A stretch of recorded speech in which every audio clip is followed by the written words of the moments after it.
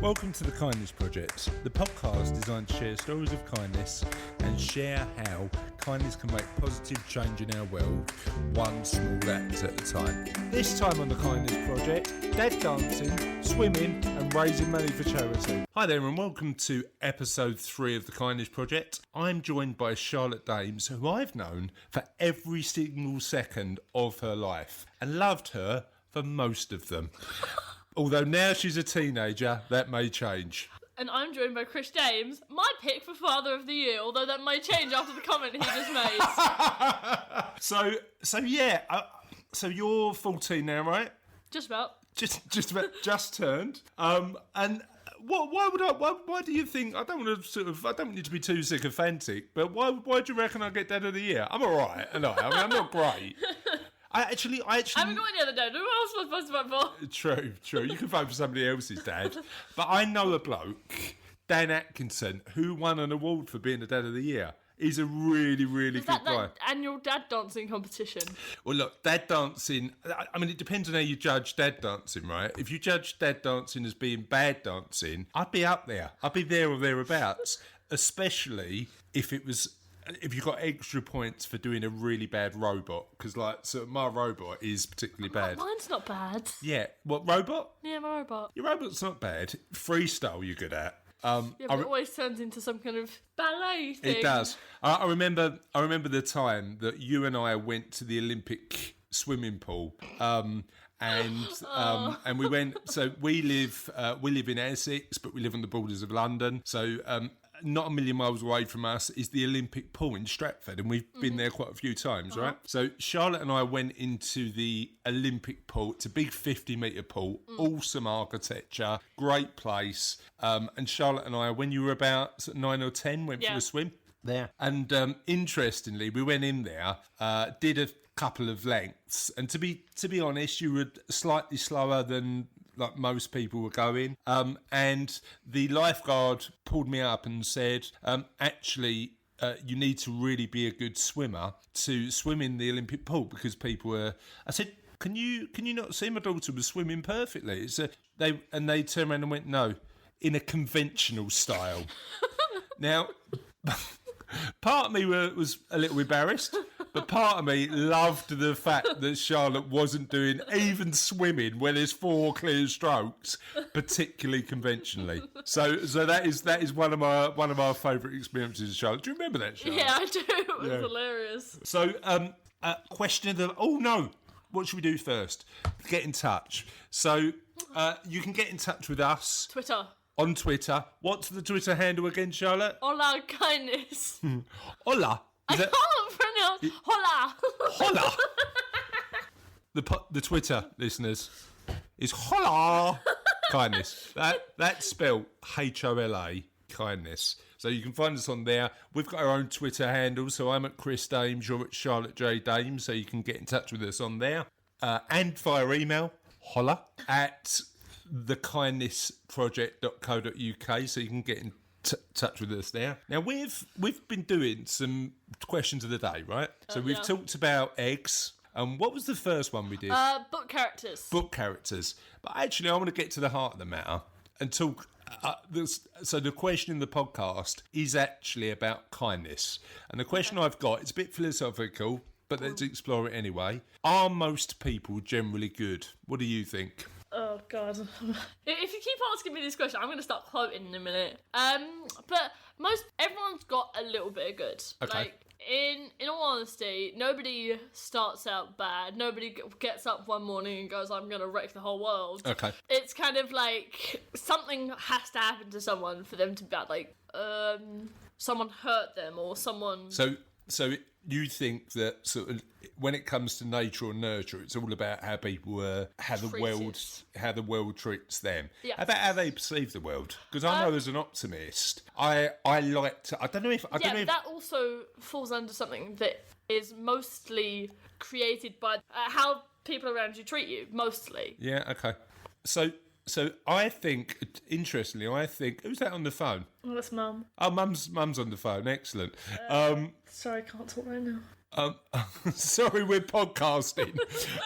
I actually think it depends on your perspective on life, right? Yeah. I think a lot of people assume most people are generally good because they've got an optimistic, positive outlook on life. And there's a lot of studies to say that having a positive, optimistic outlook actually does you favours because people think you're a kinder, nicer person because of your outlook, as well as having a more optimistic perspective on the world. What do you think? Yeah, I think most of that completely went over my head. But about the positive outlook, yes, it does affect you positively because not everything is sunshines and rainbows. It's Not everything's sunshine and rainbows. but most. Charlotte. But yeah, if you see it as something positive, I mean, anything can be viewed positively, even if it's something negative. Yeah. So if you see something positive, you can always look on the bright side. So we've had a 2-minute conversation, and the only thing we've got is always look on the bright side of life.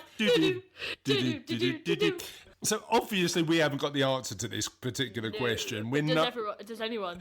Well, our listeners might, right? So please feel free to get in touch at HollerKindness on Twitter, at holler@thekindnessproject.co.uk, or tweet us directly. Are most people generally good? And what's your philosophy on life, and how do you think that impacts how you see people? It'd be really interesting to get your And thoughts. how does it impact how you live your life as well? Yeah, absolutely. So do you think that whether you think most people are generally good or not impacts the way you live your life personally? That's a really interesting question that our listeners, I'm sure, will have a better insight than us, because we had a 3-minute conversation on it and just got to singing a Monty Python song at the end, which sums us up, really. Yeah. So enough of that nonsensical drivel.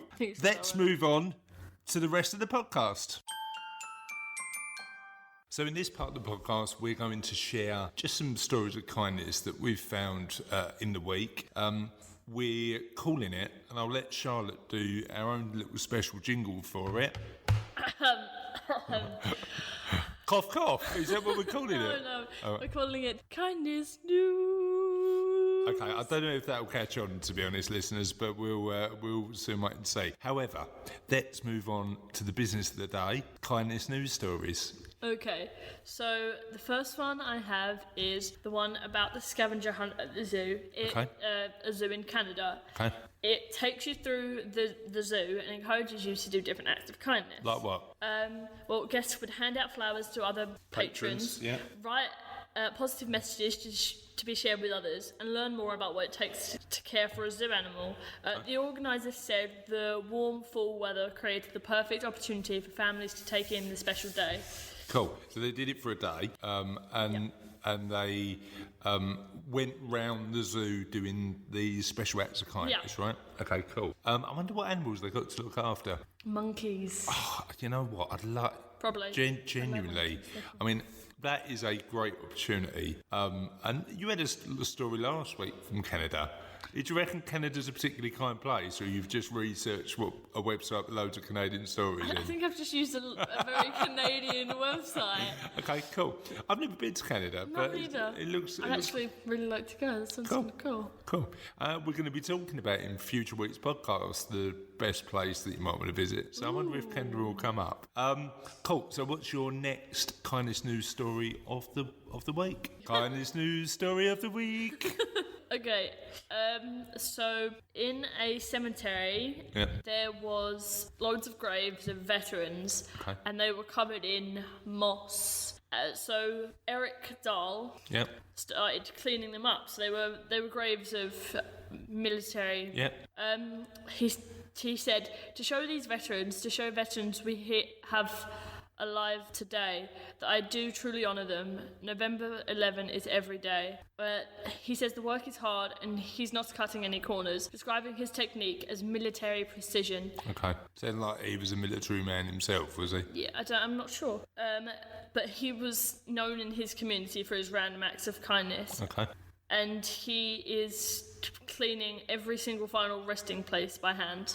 What an awesome thing to do, not only for your community, so that you're in a position where those graves are clean, but just to honour the service of those individuals of the veterans is just a really great thing to do.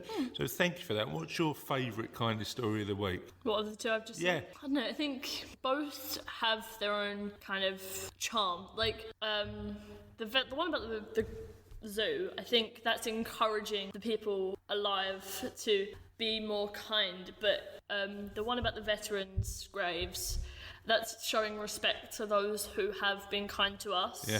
I'm not expecting you to make a choice and ignore the other one, but yeah, I respect to both the zoo and the guy. What was the guy's name? I think his surname was Dahl. Dahl, like Roald Dahl. Dahl. Yeah, like Roald Dahl. So the kindest news this week is the zoo in Canada, good work, and Mr. Dahl, thanks for being such an awesome guy.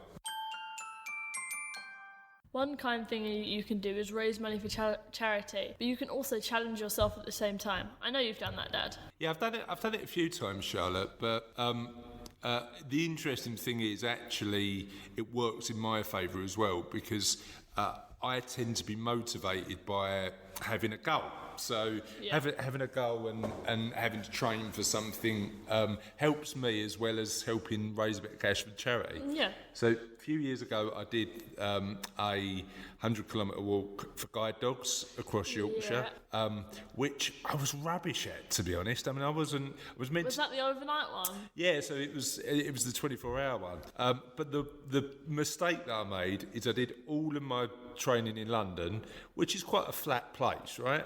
London is not particularly hilly. And then you go to Yorkshire, which is the hilliest place in the world. It's probably not, but it did seem to be at the time. Another mistake you probably made was fueling yourself on jelly babies. Oh, I tell you what, I've never eaten so many jelly babies in my life. Over that weekend, I ate a lot of porridge, but you know what I didn't do? Because the walk started off at a place called Pie Hall, wasn't it? Yes, it was. And everybody was eating pies for breakfast, and I quite like a pie, but on that day I didn't have a pie. I just had a ton of jelly babies, which helped me short term, probably didn't help me over the longer term. Weren't they doing like spaghetti and bolognese for dinner? I had something, because there was some stop-offs over the way, wasn't there? Yeah. Thing is, I quite like walking, but one of the things that scares me a little bit more is heights, because I like tall buildings, and everywhere I try and visit at least a couple of tall buildings, but usually I stay inside of them. So one of the things that I've done recently is just raise some cash by abseiling. Have you ever abseiled? No. Would you ever abseil? Maybe if I get over my fear of falling, maybe, but no. Yeah, so the first time I abseiled was probably about 10, and I was at my primary school. Sort of last year, and they said to me, can you abseil from a window all the way down to... And I'm not convinced. I mean, we're going back to the 80s now, Charlotte. I'm not convinced it was the safest action in the world, to be frank. But Did you do it anyway? I did it anyway. I once got caught in a gorilla suit while I was at school, but I'll tell you that story next time. But yeah, so that was... What kind of gorilla? Like an actual gorilla or a gorilla? Like a... What do you mean? Why? Is there two types of gorilla then? What? Yeah, there's two different spellings of gorilla. Gorilla is in the jungle animal, and then there's we learned about it in history, and there's like a group of... Oh, like an army gorilla. Yeah, like an army gorilla. Well, there's also the other gorilla. So you could. I was dressed as a animal gorilla, not an army gorilla. And while we're here, I might as well tell the story. I was about 11. It was for a school play. I was dressed as a gorilla, and I made the mistake of trying to take the gorilla fancy dress trousers off before I took my trainers off. So I've pulled these things off, and I got stuck in a pair of gorilla trousers, which in the end they had to cut me out of. I'm sure that happens to everybody, but anyway, so got caught in a pair of gorilla trousers. First time I abseiled was probably sort of 10 or 11, but then I didn't do it for like donkey's years, and only a couple of years ago did I do it again. Do you remember that? Orbit. Yeah, it was the orbit over the Olympic Park, which I try and support a number of sort of different charities, but one that's particularly close to my heart is a children's hospice in East London called Richard House. So I was doing it for Richard House, so signed up, raised a bit of cash before to do it, got there, and actually I didn't feel particularly nervous at the time. Then you got to the top. Well, exactly. I got to the top, and I'm thinking it's a bit more windy than I realised, because the wind is then sort of blowing and sort of stuff like that. And up there, I got chatting to this guy called Mo. And he was telling me about how his son was actually in the hospice, and the fact that without the hospice's support, their family would have been under real emotional pressure to look after the kids and do everything else at work and do everything else they needed to. So he had a really close emotional connection to the place to the charity and wanted to raise it. So we're up there. The wind's blowing. It's blowing a gale. If you don't know the orbit, it looks like. How would you describe the orbit? Giant swirly slide. It's a giant red swirly slide. It's a giant red swirly slide. It's like a helter-skelter. It's the largest sculpture in the UK. It's a sort of swirly red thing. And actually, they installed a slide that we've had a go on. Yeah. Which, when you look at it, actually sort of you think, man, I can live with that. You get to the top, and it's a little bit scarier. So having a chat with my new mate, he's telling me about his son and the awesome work that Richard House is doing, and then it's my turn. And then I'm getting really scared. So I walk up to the guy. And I say to him, just to reassure myself, so mate, how long have you been helping people abseil down buildings? And he turns around and goes, about 15 minutes. Now, to be frank, listeners, at that point in time, I didn't feel the most secure in the world that I've ever done. But he seemed to know what he was doing. He tied me on, and suddenly I'm abseiling down this giant structure. And all's well. I'm going all right. And then I start to spin. Didn't you, end up on the ledge? Oh yeah, I forgot. So when you abseil, one of the things you've got to do, if you've done it, and if you do, please let us know, because it'd be interesting to hear your stories. Is at the altar, you've got to lean on a ledge and then sort of let yourself down. So I've sort of leaned off. I'm wiggling. I can't find the ledge, and I just flop off the top of the orbit. I'm sort of lucky the ropes sort of kept me, but yeah. So I'm then sort of flopped off the orbit. I'm going down and I'm rotating slowly, just like a fairy, like a marionette, just rotating slowly as I got down. And my new mate is sort of like going down in sort of really well. So got to the bottom, did it, and absolutely loved it. Not only because it's nice to do that sort of stuff, to tick a box and say I've done it, but also we raised a bit of cash for the charity as well, so that's good. What thing would you say was a thing that you'd want to do that would be also a challenge but also good to raise money for charity? I don't know. I mean, a challenge would be something that helped me face my fears, but...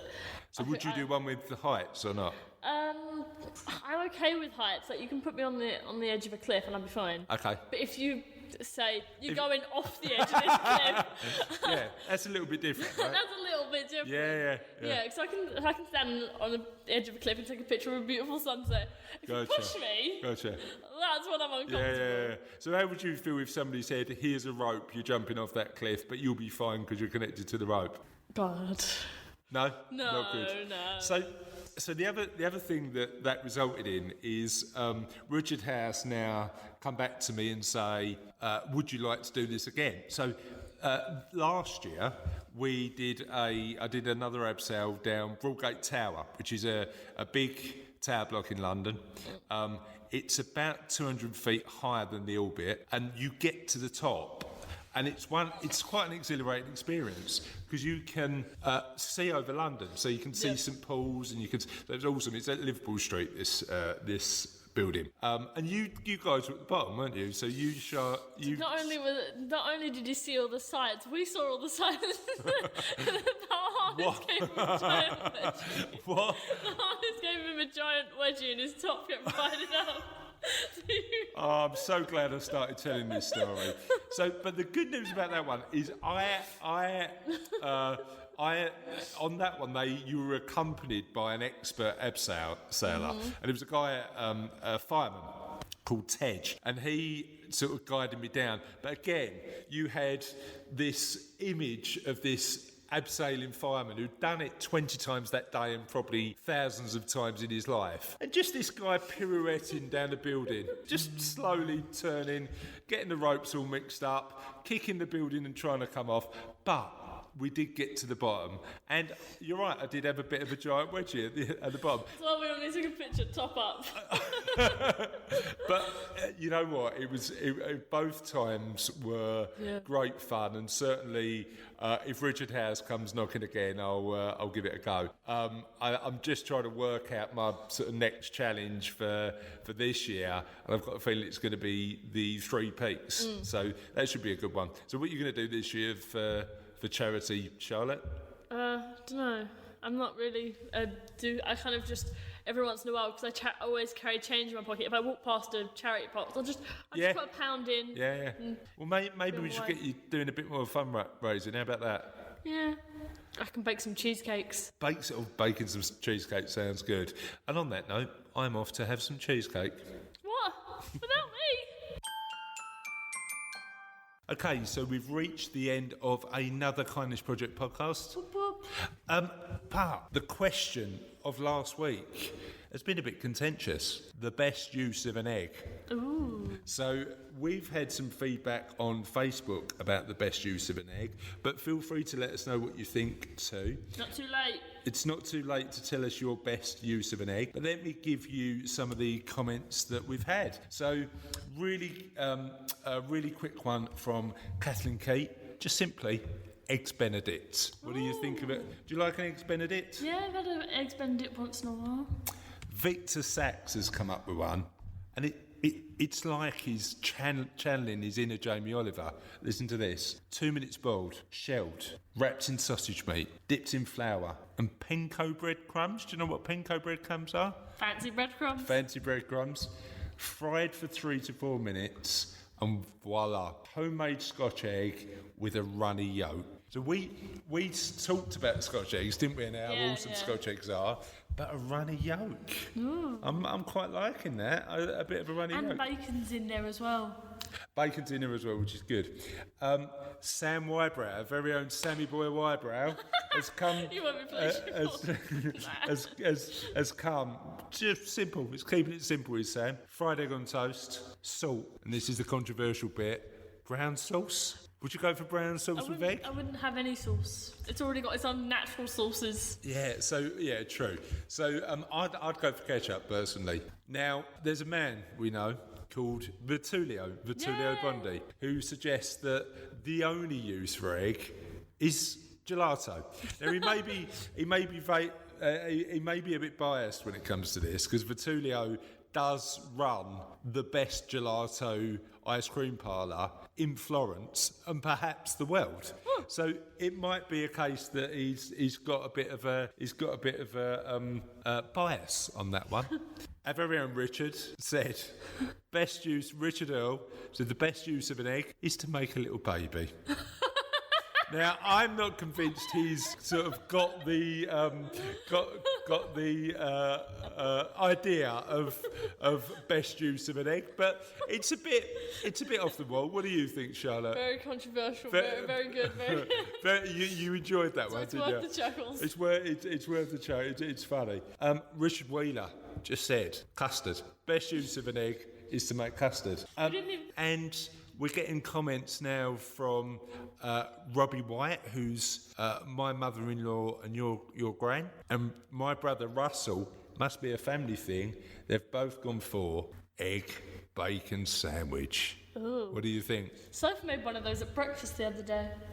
Except she took the yolk out and gave it to you. See, we've got a thing in our house about turning everything into a sandwich. So you just give us a bit of bread and we'll just sort of put it around the sandwich. Yeah. So yeah. And Brian Hill had an interesting comment about the egg situation. Chuck it at a politician you don't like. Now, as this is the kindness project, maybe we should chuck it at people who are particularly unkind. Maybe that's the best use of an egg. But you could argue that that's unkind in itself. But I don't know. What do you think? Maybe they should make a festival like Tomatina. Tomatina. What, the egg throwing festival? You mean? Yeah, not Tomatina, Eggatina. Yeah. And also we've got a bit of science for you. Karina Marais, right? Here's her response. Most interesting use of an egg is as a rubber ball. Apparently, they do bounce if you soak an egg in vinegar for 24 hours. Did you not know that? I didn't know that, did you? Yeah. Have you ever tried it? No. Are you tempted now? Yes. I thought. But I'm also tempted to make gelato and custard. So what one would you, out of those? What one would you pick? Rubber ball. Because sometimes I sit in my room and kind of just doodle or like sit there really bored. So I think if I had a rubber ball, I just bounce it on the floor, sit on the edge of my bed and just bounce it off the floor. So you wouldn't eat an egg? You wouldn't even eat that egg? Custard though. Custard. Custard and the rubber ball are the ones Custard that you like the most. Ball, yeah. So or the Scotch egg, the runny Scotch egg. Now you can't make your mind up. No. Eggs are, look, let's just... This is an excellent question, Ned. Oh, God! Let's just agree. Were you yoking now? No. Oh, right, okay. Let's just agree that we all think eggs are awesome. So can I move on, as this is the Kindness Project, to this week's listener story of kindness? Go on then. And this comes from Claire Walsh, and she's got a story of her being kind and a story of how someone was kind to her. So her story of kindness is, I paid for a lady with a buggy's shopping when she realised she'd forgotten her purse. She burst into tears at the thought of having to go home and come back out again.